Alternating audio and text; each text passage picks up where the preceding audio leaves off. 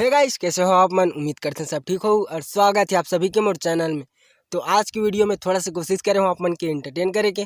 तो आप मतलब बताना वीडियो कैसे लगी करके, और कोई भी गीत की ट्यूटोरियल चाहिए रही तो मतलब कमेंट बॉक्स में बता सकते हो।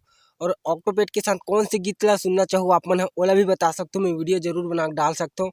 तो बस यार वीडियो इंजॉय करो, और चैनल में नया हूँ तो प्लीज़ यार सब्सक्राइब करे वर्जन बोलो, और साइड के बेल आइकन ला ऑल पे सेटिंग करे वर्जन बोलो, ताकि आप मतलब ऐसे ही वीडियो मिलत रहे। तो बस यार वीडियो को लास्ट तक एंजॉय करो।